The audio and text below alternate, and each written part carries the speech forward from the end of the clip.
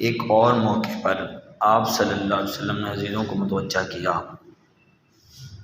اور قریش کے لوگوں کو ہر ایک کا نام لے لے کر پکارنا شروع کیا۔ جب سب جمع ہو گئے تو آپ صلی اللہ علیہ وسلم نے ارشاد فرمایا، لوگو، اگر میں تم سے یہ کہوں کہ اس پہاڑ کے پیچھے ایک مسلح لشکر جمع ہے اور تم پر حملہ کرنے والا ہے، کیا مجھے سچا سمجھو گے؟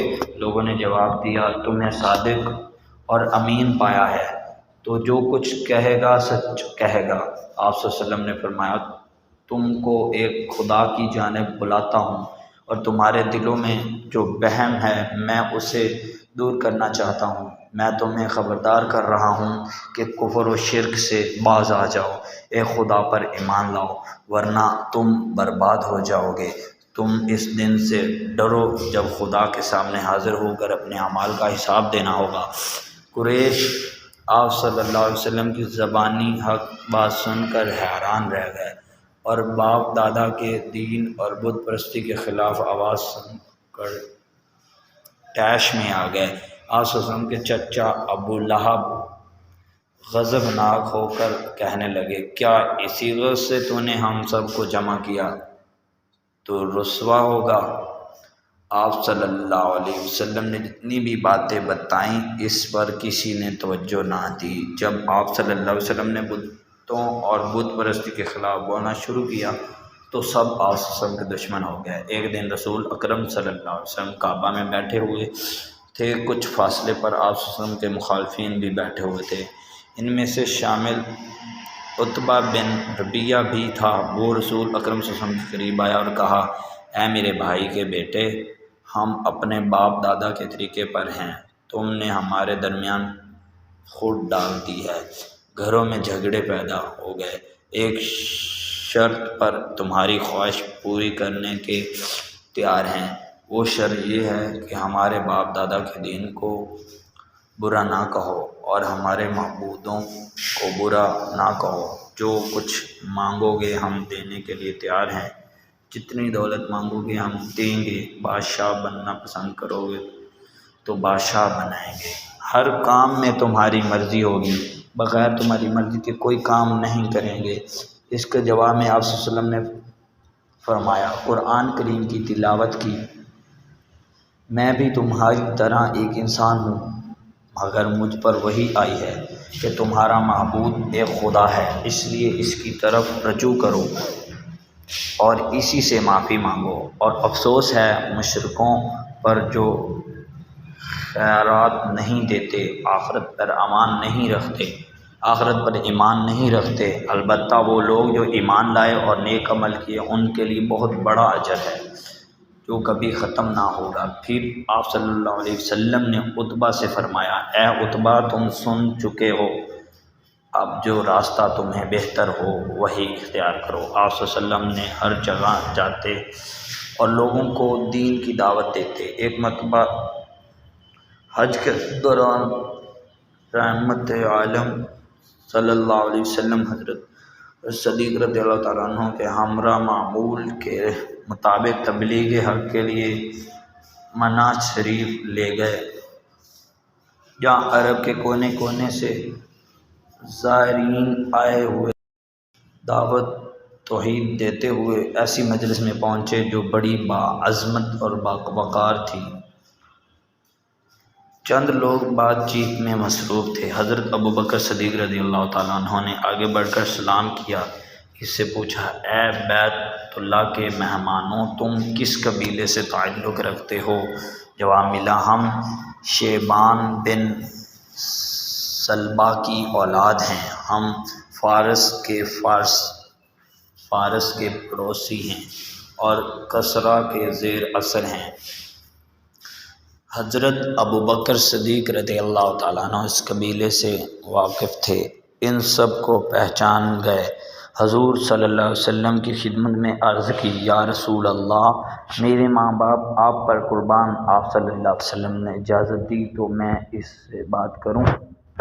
حضور صلی اللہ علیہ وسلم نے اجازت دے دی۔ حضرت ابوبکر صدیق نے ان سے تفصیل سے گفتگو کی اور حالات سے آگاہ کیا۔ پھر حضور صلی اللہ علیہ وسلم ان سے مخاطب ہوئے، میں تم کو اس بات کی طرف بلاتا ہوں کہ تم گواہی دو کہ سوائے اللہ کے اور کوئی عبادت کے لائق نہیں، اور میں اللہ کا رسول ہوں۔ میں چاہتا ہوں کہ تم میرے مددگار بنو تاکہ میں اللہ کے احکامات بغیر کسی رکاوٹ کے لوگوں تک پہنچا سکوں۔ آپ صلی اللہ علیہ وسلم نے فرمایا، قریش نے اللہ کے احکام کی خلم خلا مخالفت کی، اس کے رسول کو جھٹلایا، غلط بات پر قائم رہے، سچائی کا انکار کیا۔ اللہ بے شک تمام باتوں سے بے نیاز و تعریف کے لائق ہے۔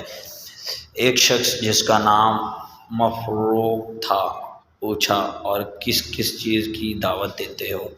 کہ جواب میں حضور اکرم صلی اللہ علیہ وسلم نے قرآن حکیم کی چند آیات تلاوت فرمائی، جس میں حکم دیا گیا ہے کہ اللہ کے ساتھ کسی کو شریک نہ کرو، ماں باپ کے ساتھ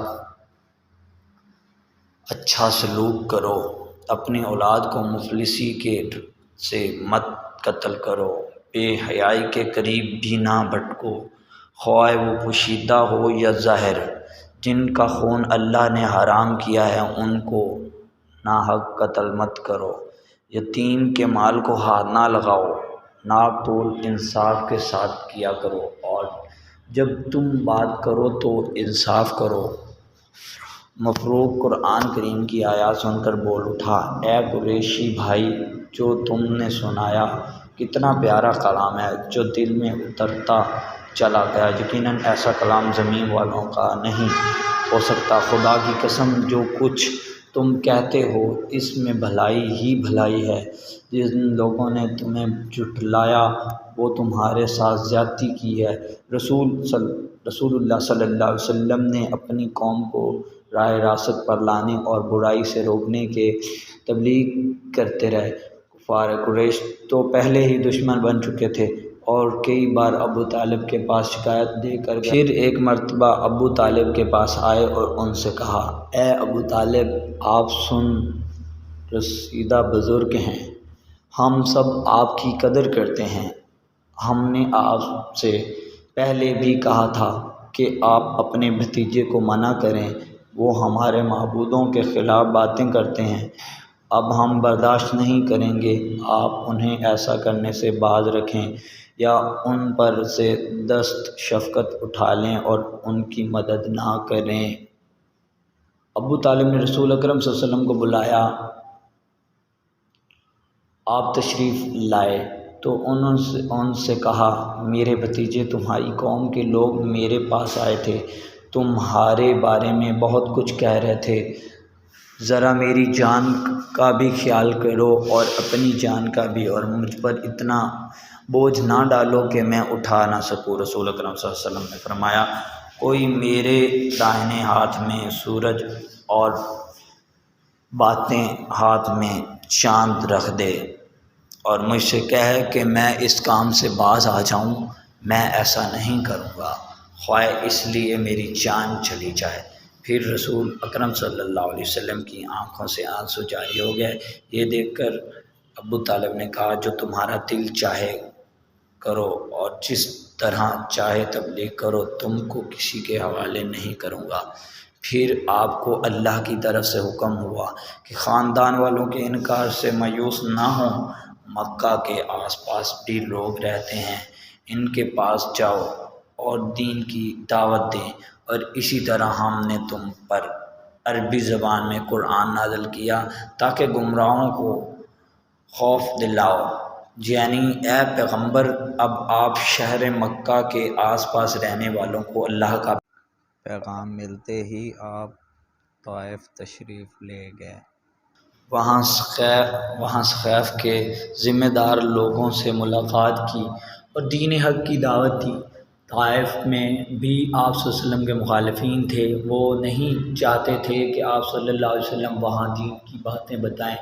انہوں نے وہاں کے اوشاب اور آوارہ لڑکوں کو برکھلایا کہ بے ہودگی سے پیش آئیں، چنانچہ شریر لڑکوں نے آپ صلی اللہ علیہ وسلم کے جسم اطہر کو مار مار کر لہو لہان کر دیا۔ آپ صلی اللہ علیہ وسلم کے ہمراہ حضرت زہر رضی اللہ تعالیٰ عنہ بھی تھے۔ انہوں نے عرض کیا کہ یا رسول اللہ صلی اللہ علیہ وسلم، ان لوگوں کے لیے بد دعا کیجیے تاکہ اللہ ان پر اپنا غضب نازل کرے، وہ تباہ ہو جائیں۔ اسی وقت ایک فرشتہ حاضر ہوا اور کہنے لگا کہ آپ صلی اللہ علیہ وسلم کو حکم دیں تو میں دونوں پہاڑوں کو جو مکہ اور طائف کے درمیان ہیں ملا دوں تاکہ یہ نافرمان پس کر رہ جائیں۔ یہ سن کر آپ صلی اللہ علیہ وسلم نے فرمایا، میں ان پر لعنت کرنے کے لیے نہیں، ان پر رحمت بنا کر بھیجا گیا ہوں۔ گمراہ لوگوں نے آپ صلی اللہ علیہ وسلم کو ستایا، کچھ آپ صلی اللہ علیہ وسلم نے ان کے لیے بد دعا نہیں دعائیں فرمائیں، اے اللہ میری قوم کے لوگوں کو ہدایت دے، کیوں نہ کہ یہ نادان ہیں۔ ایک مرتبہ آپ صلی اللہ علیہ وسلم خانہ کعبہ میں نماز پڑھ رہے تھے کہ عقبہ بن محیط آیا اور گردن میں چادر ڈال کر بل دینے لگا، جس سے آپ صلی اللہ علیہ وسلم گر پڑے، اور ایک موقع پر اس نے اونٹوں کی اوجری سجدے کی حالت میں آپ صلی اللہ علیہ وسلم کے دونوں شانوں کے درمیان رکھ دی اور کہا لگانے لگا۔ حضرت فاطمہ رضی اللہ تعالیٰ عنہ کو خبر ہوئی تو دوڑی آئی اور اسے ہٹایا۔ اس طرح آپ کے نام پر بھی ہر طرح کے ظلم ڈھائے جاتے اور دیکھتے ہنگاروں پر آپ کو لٹایا جاتا، اور اس ظلم کی انتہا یہاں تک نہیں، بس اس سے آگے اس وقت تک انگاروں پر لٹائے رکھتے جب تک کہ حضور صلی اللہ علیہ وسلم کی چربی سے انگارے ٹھنڈے نہ پڑ جاتے، اور تپتی ریت پر آپ کو لٹا کر چھاتی پر بھارے پتھر رکھ کر آگ میں لوہے کو تپا کر حضور کے جسم کو داغا جاتا۔ جب کفار مکہ نے ایمان والوں کا جینا دو بھر کر دیا تو حضور صلی اللہ علیہ وسلم نے اپنے ساتھیوں سے فرمایا، حبشہ چلے جاؤ، وہاں کا بادشاہ انصاف پسند ہے، وہ کسی پر ظلم نہیں کرتا، نہ ظلم پسند کرتا ہے۔ اس پر سرزمین ریز وقت تک رہو جب تک اللہ تمہاری مصیبت رفع کرنے کی کوئی صورت پیدا نہ کرے دے۔